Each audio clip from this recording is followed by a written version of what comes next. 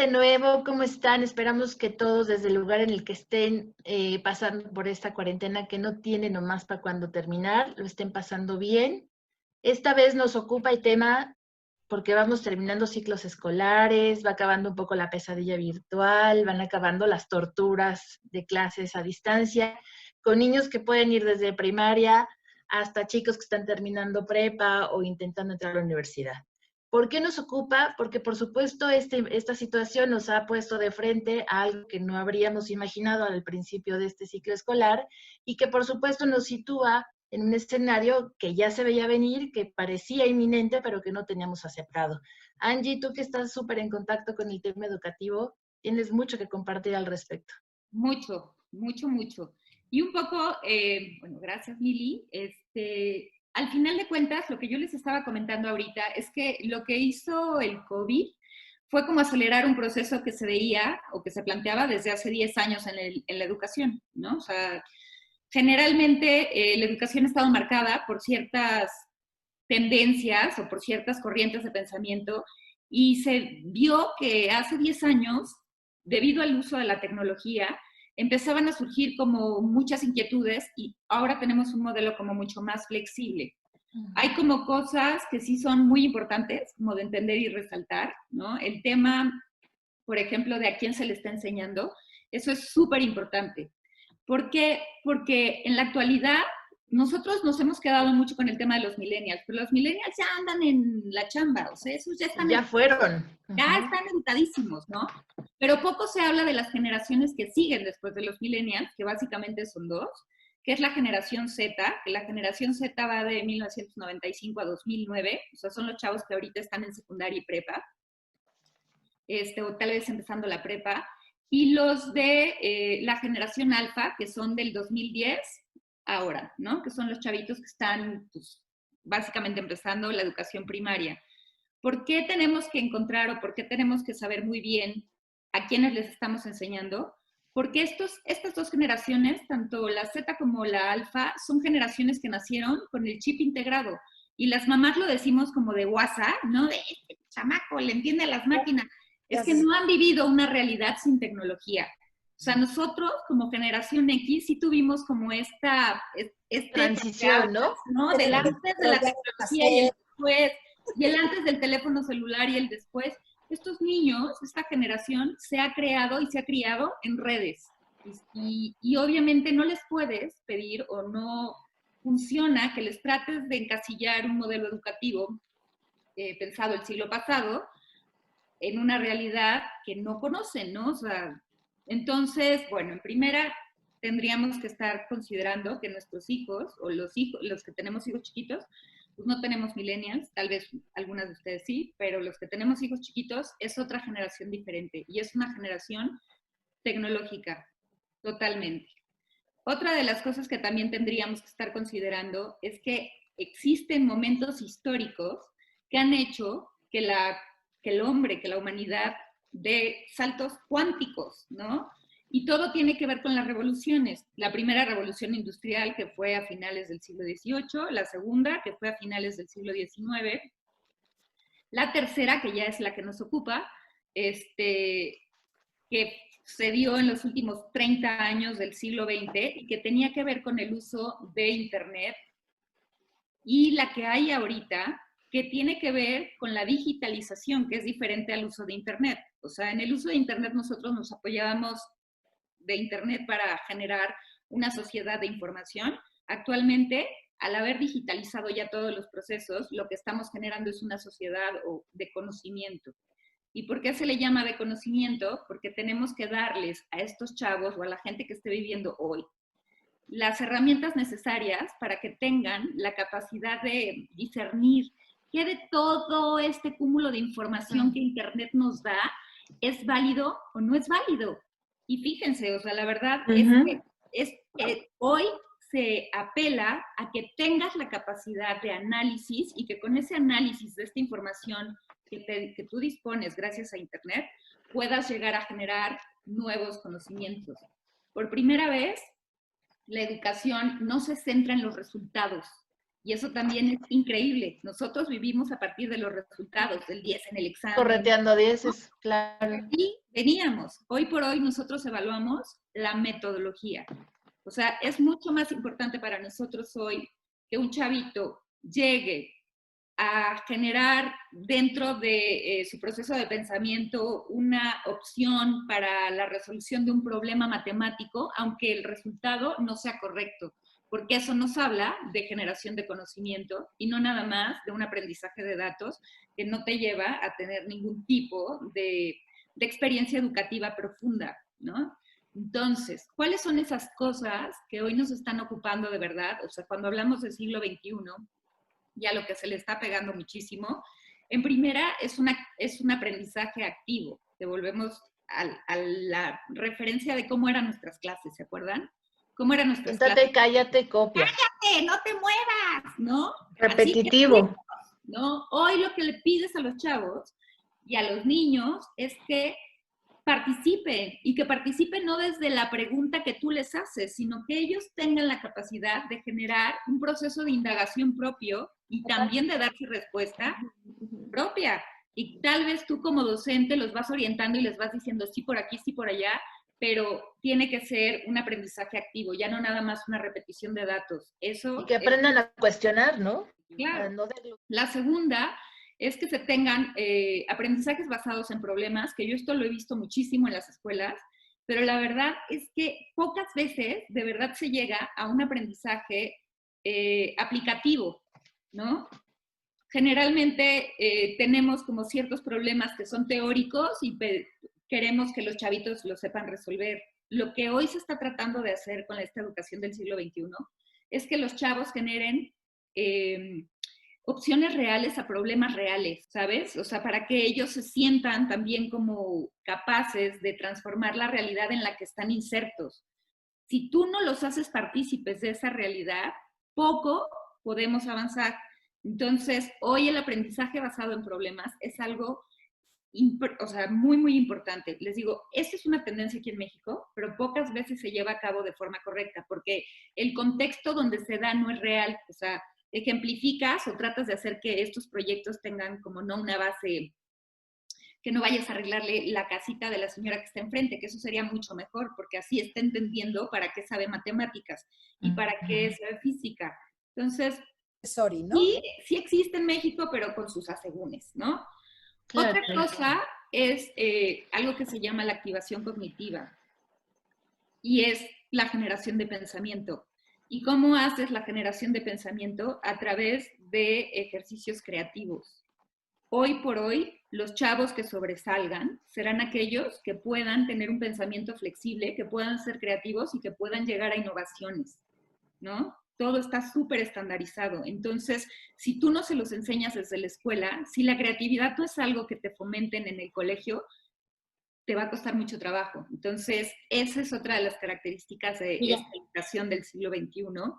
Y por último, que esto va mucho a lo que estamos viviendo, es la personalización, ¿no? Tienes que conocer.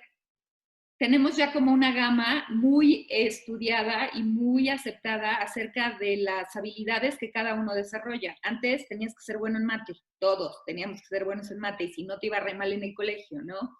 Hoy por hoy entendemos que hay inteligencias múltiples y entonces ya por ejemplo, los procesos evaluativos son súper diferentes. Sobre todo a nivel superior, los procesos que tú puedes evaluar con una evaluación, con un examen, no pueden ser más del 30% de la evaluación final. Es correcto. ¿Por qué? Porque si hay alguien que no tiene esta inteligencia acerca de poder memorizar ciertas cosas, pues está en total desventaja, ¿no? Contra otros chavos. Entonces tienes que generar ¿Tan feliz? una opción bastante buena para ellos, porque tienes que estar tomando en cuenta esta parte de las habilidades, ¿no? Para poder hacer las evaluaciones. Entonces, como que esos son las cuatro cosas que a lo que más se les está pegando en la parte de modelos educativos. Ahora, Vero, ¿querías comentar algo? Sí, quería apoyar el tema de la creatividad en la educación, que a lo mejor está un poco dejado de lado, y me das pie perfecto para el viernes que viene hacer un paréntesis sobre este tema, que es como el modelo educativo actual quedó caduco, porque hoy en día el modelo educativo debía estar basado en estos puntos que decís, pero en la educación en el arte sobre todo, porque el desarrollo de la creatividad es lo que va a necesitar el médico del futuro, el científico del futuro, el empleado de marketing, el empleado de empresa, el director de empresa. Van a tener que ser fundamentalmente creativos, porque van a tener que luchar con un mundo que el océano se le contamina, que van a tener problemas como el COVID que nunca antes la humanidad ha tenido y van a tener que resolverlos. Entonces, de la importancia de las artes, de cualquier tipo de arte en la educación que les va a desarrollar todas estas conexiones cerebrales, como decía Citlali, nuevas que le van a poder permitir ser creativos en el área en la que se desarrollen. Bueno, pero el viernes que viene hablamos un poquito más de eso. Fíjate que esto de las artes, o sea, todo esto, y entendiendo que vivimos en un mundo totalmente digitalizado, tecnológico, etcétera, nos ha llevado como a tener estas características del STEM, bueno, STEAM en inglés, que es que las carreras del futuro o el aprendizaje en el futuro tiene que estar basado en la ciencia, es por siglas en inglés, ciencia, tecnología, ingenierías y matemáticas. Y hace un par de años alguien dijo, ¿y las artes? Las artes es lo que te convierte en humano. Sí. ¿No? O sea, es la forma de expresar la parte más humana, más subjetiva, pero que al final de cuentas es la que conforma el ser.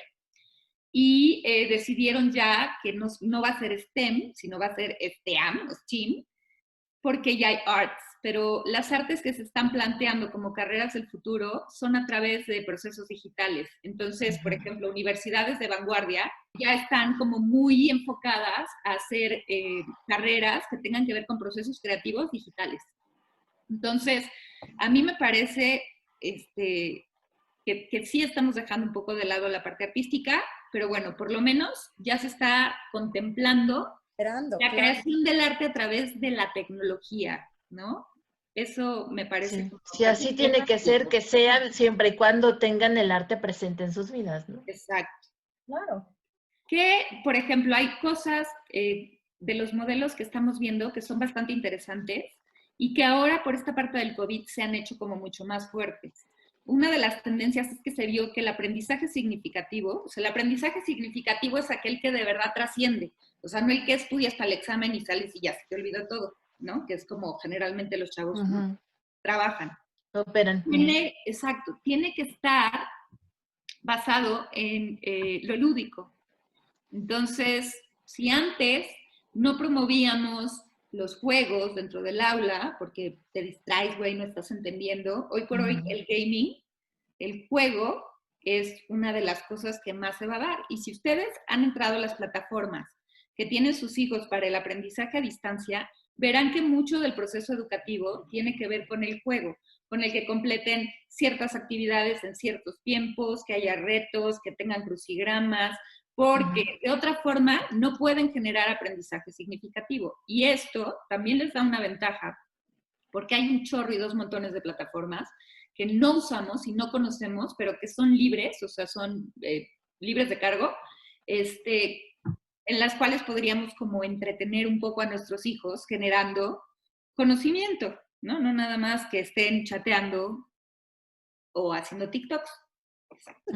Por decirte dos. ¿no? Por decirte dos. Y eso valdría muchísimo la pena dejarlo, una vez más en caja de comentarios, esos recursos que podemos dejar a la mano de quienes tenemos ahora 3 meses frente a nosotros de rock and roll desocupado. Otra de las metodologías que a mí se me hace súper interesante es una que se llama We Care, ¿no? El We Care lo que hace es poner énfasis en la responsabilidad social, ¿no? O sea, ¿qué responsabilidad social conocíamos nosotras? Traigan el suéter del invierno para los huérfanos de casa, del hogar, que nunca ibas y nunca lo veías. Y ahora, dar periódico. Exacto, dar periódico, ¿no? El We Care es una metodología que está enfocada a crear proyectos de responsabilidad social que estén fundamentados en el desarrollo sustentable. O sea, esta responsabilidad social puede ir en la cuestión ecológica, puede ser en la cuestión del desarrollo social, puede ser en tratar de hacer más justos los modelos económicos que se adoptan en comunidad, o en la parte de cultura, ¿no? De cómo hacer rescate de culturas y hacerlo de una forma diferenciada. El WeCare aquí en México todavía no hay, o sea, que yo sepa, todavía no hay una escuela que esté totalmente apegada a este modelo del WeCare. Otro de los modelos es un modelo que se llama Ágora. Esto también es muy interesante, porque Ágora pues viene, ya saben, de los griegos, y el Ágora era donde los grandes maestros daban sus enseñanzas y estas enseñanzas eran complementadas por todos sus estudiantes.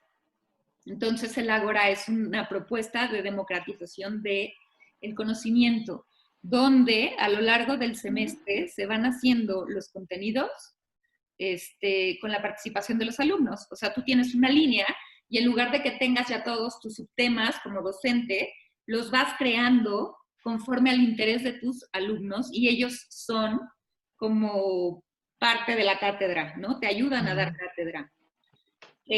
También me parece que es algo que aquí en México de repente nos cuesta, sobre todo por el perfil de los maestros. Claro. Hay modelos... Seguramente se implementará en escuela de paga, pero difícilmente la veo en una escuela de gobierno. ¿Sabes qué pasa? Y eso yo lo quiero ver como una ventaja de esta nueva metodología de educación a distancia. El Ágora, si tú sabes llevar bien tus clases en línea, te permite ahorrar mucho tiempo y generar estos espacios de discusión y también de enriquecimiento de los temas. Tal vez para niveles más pequeñitos, pues sea difícil, pero por ejemplo, para los chavos de prepa y universidad, pueden ser grandes momentos, porque como docente no pierdes el tiempo en pasar lista, en que el güey llega tarde y a ver, siéntate y cállate y ya sabes, o sea, que se te va un montón de clase allí. De hecho, hace tiempo vi un video justo de las nuevas formas de educación. Vi un video de una universidad en España donde los profesores dan clase en línea, les dan toda la bibliografía a los chavos y la tienen que llevar leída el día que tienen una clase presencial. Porque es lo que yo no me voy a parar enfrente, sino ustedes vamos todos a discutir. Es un poco lo que yo les estaba diciendo. O sea, al final de cuentas, una de las plataformas que mayor visitas y auge tiene, que de verdad hasta Carlos Slim le ha metido como un lanón, ahorita se me fue el nombre, pero lo que hacen, ellos promovieron esto que se llama aula invertida. Y entonces, el aula invertida es otra de las grandes tendencias, que es justo esto que dice Marce, ¿no? O sea, yo pongo todos mis contenidos en línea y como docente me voy a parar una vez para resolverte tus dudas. Está cañón. Pero también imagínate la calidad de docente que puedes llegar a generar para que puedas, o sea, tú sabes el pensamiento de un chavo, cuántas preguntas no se podría hacer acerca de un tema si de verdad lo enseñas a reflexionar. ¿Y qué capacidad de maestros deberías de tener enfrente para que puedan llevar eso en línea y que también físicamente, pues en un espacio ya presencial, pueda dar respuesta a todas las inquietudes? Esa es la nueva tendencia. Pues antes del COVID, las universidades ya estaban apelando a este tema de aulas invertidas. Y es mucho mejor. Genera un aprendizaje mucho más profundo y mucho más comprometido por parte del alumno. Hace 3, 4 años me habían propuesto que diera clases en línea y que me especializara en dar clases en línea. Y yo, bastante necia, decía, no, a mí no me interesa, yo prefiero las clases presenciales. Y en esta situación de COVID tuve que iniciarme, así de chapuzón, tuve que iniciarme en clases en línea. ¿Y qué es lo que sucede?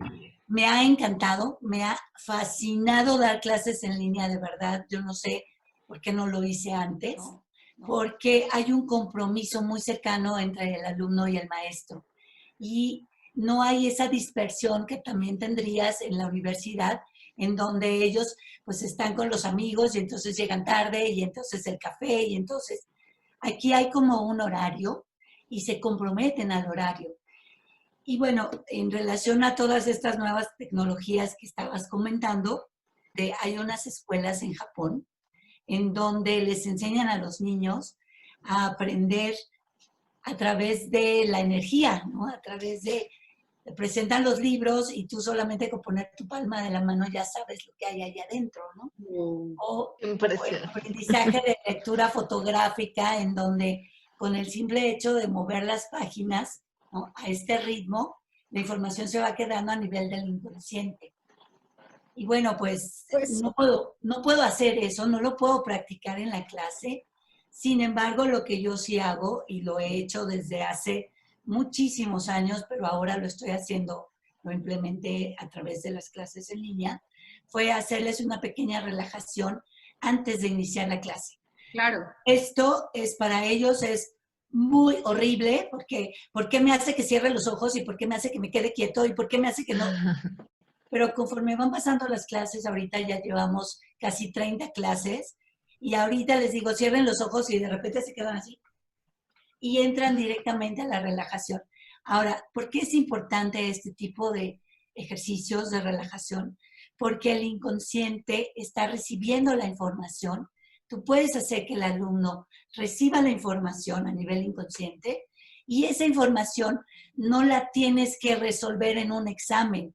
Esa es una información que cuando tú estás haciendo actividades, como todas las que has estado comentando, los alumnos automáticamente ya tienen esa información, automáticamente la actúan, automáticamente sale de su inconsciente y empiezan a funcionar. Entonces, ha sido una gran experiencia dar las clases en línea. He tenido excelentes resultados, perdón, ¿no?, por estarme echando porras aquí en este sentido.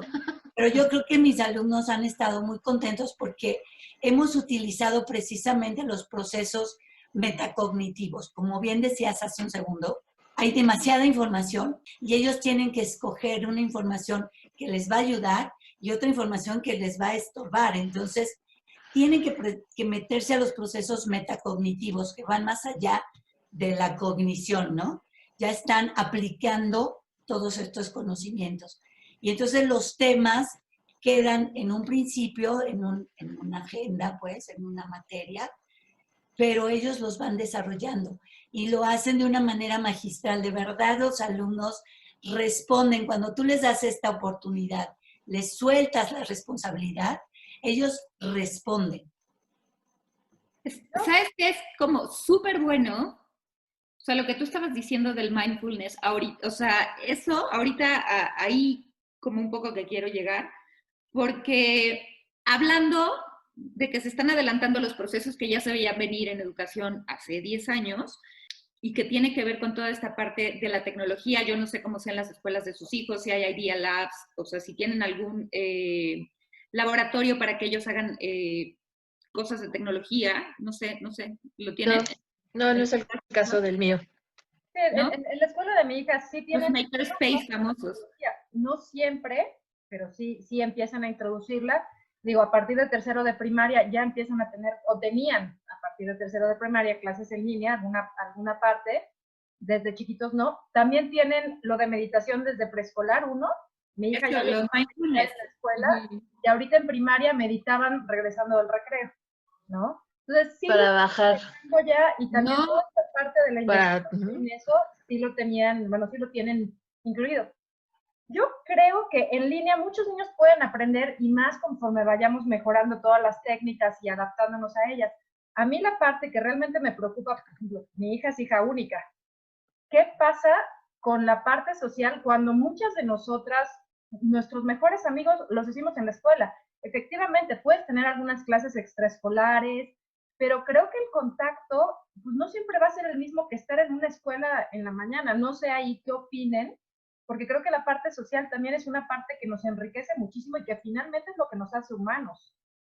Mira, yo alguna vez platiqué con alguien que es bastante experto en la parte de tecnología y él, o sea, y es esto, o sea, nosotros como generación madura, no somos grandes, somos maduros, tenemos que romper nuestros propios paradigmas, ¿sabes? O sea, el proceso de socialización que pueden llevar los niños, sí, evidentemente es muy importante que lo hagan de forma física, pero para ti no es que socialice, si está chateando todo el tiempo o haciendo TikToks con sus amigos.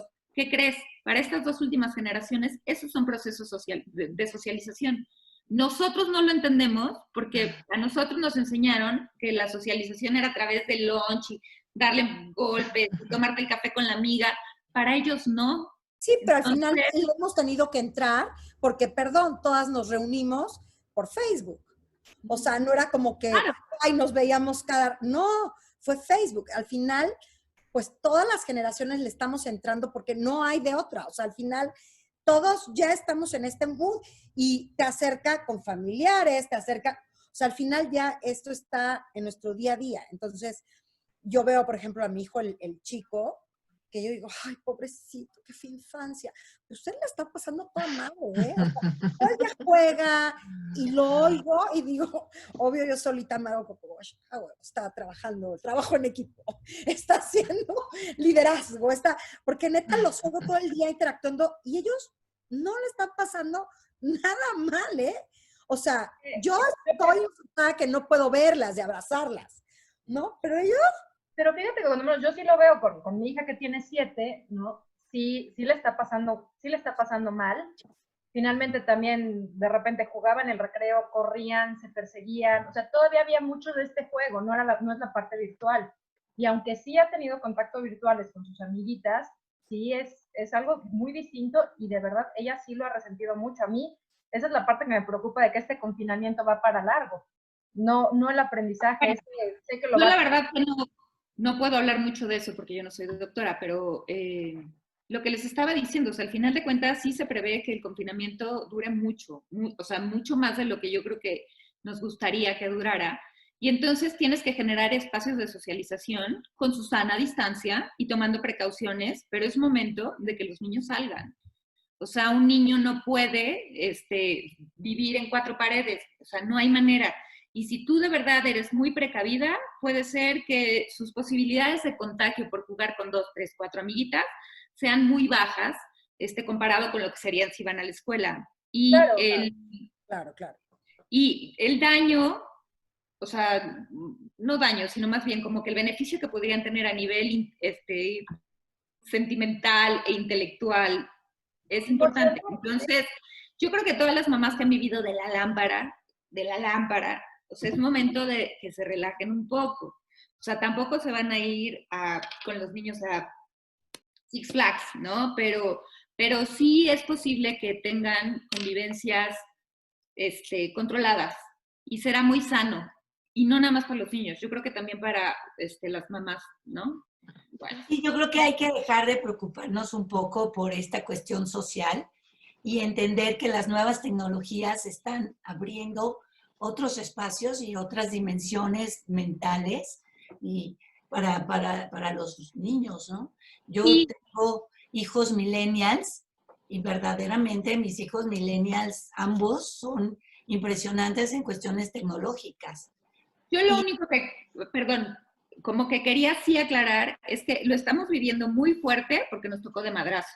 Claro. Pero esto es lo que ya se estaba viendo que iba a venir desde hace 10 años. O sea, solamente nos estamos adelantando a la realidad educativa del siglo XXI.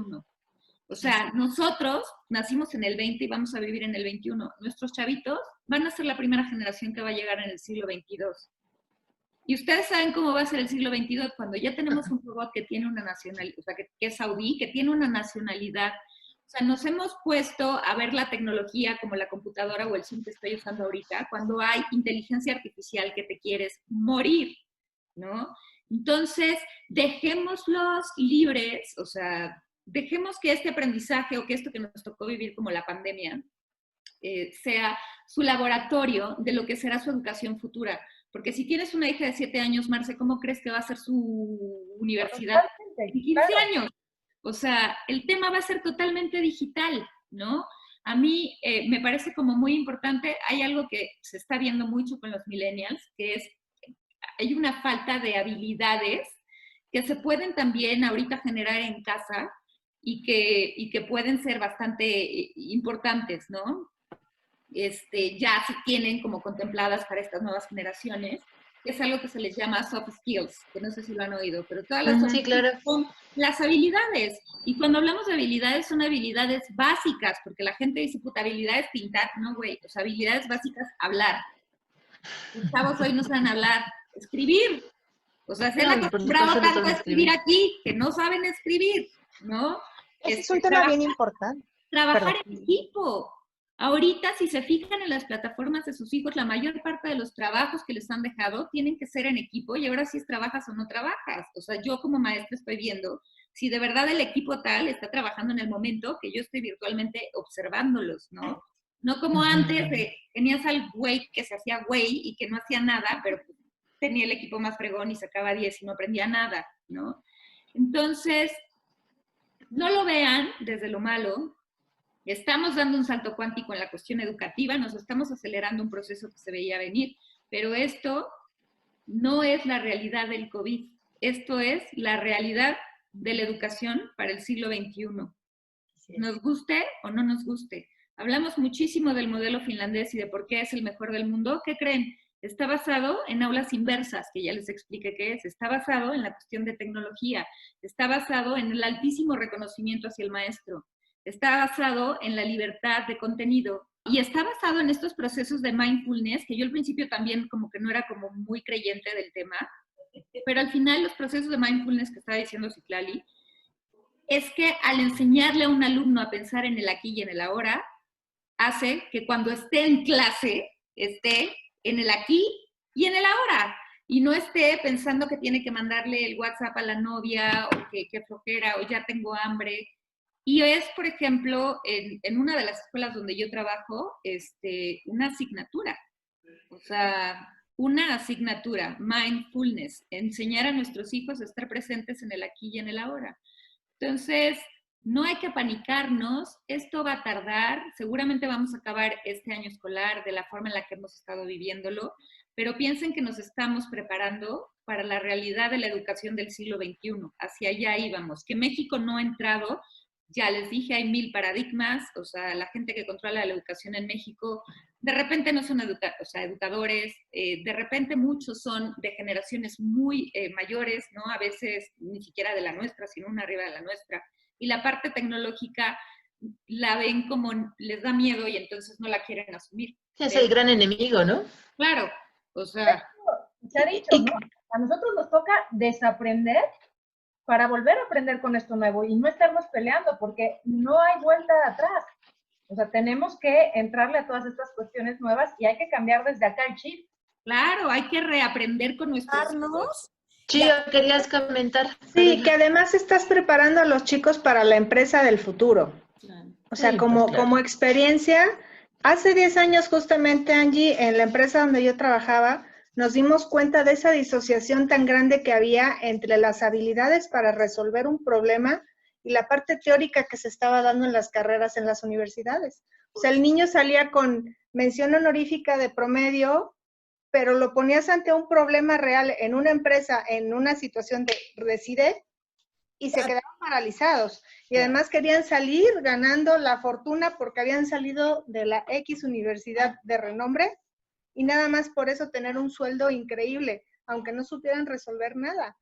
Entonces, realmente ahorita, tú lo dices bien, es un salto cuántico de 10 años para acá, donde en la empresa nos estábamos dando cuenta de esa falta en los chicos, y que ahorita lo tienen que sacar adelante. ¿Y qué es lo que les va a servir para que en un futuro puedan resolver su vida laboral, su vida profesional, con habilidades desarrolladas fuertemente con las que nacieron? Y claro, lo que esta de la personalización de la educación. De verdad sí hay que apelar a la personalización de la educación. Y lo Totalmente. que decía súper importante, a los emprendimientos, ¿no? El tema de inteligencia artificial, o sea, un neurólogo puede estar 17 años estudiando el cerebro, un robot puede leer, o sea, tener toda la sabiduría del doctor cargándole 1000 programas en 2 horas. ¿Cuál va a ser la diferencia? Esta parte de las habilidades, las soft skills, ¿no? La capacidad de relacionarse y demás, y que puedan ser emprendedores, que puedan generar cosas que no existen, ¿no? Que puedan dar solución a problemas que tal vez mucha gente no ha visto. Totalmente. Se nos acaba el tiempo esta vez, hijo, es que este tema da para mucho más. En cualquier oportunidad que se vuelva necesario lo hablaremos. Por ejemplo, el por qué no hay orientación vocacional temprana. Siempre te ponen segundo de prepa, ¿a qué área te vas? Como si ese fuera un buen momento para elegir, saber para qué sirves y saber a qué te quieres dedicar el resto de tu vida. Este tema, creo Y yo. muchos temas más, porque, por ejemplo, ¿cómo se van a especializar los docentes? Porque también los docentes tienen que prepararse o tenemos que prepararnos para este reto, pero además también cómo funciona el cerebro, porque verdaderamente no tenemos nada de idea de cómo podemos hacer que el cerebro reciba la información y la aplique. Entonces, hay miles de temas en relación a la educación. Totalmente. Pues bueno, es un poco de los modelos que se están siguiendo, las tendencias y cuáles son las cosas que tenemos que ver en nuestros hijos. Renovarse o morir, chavas.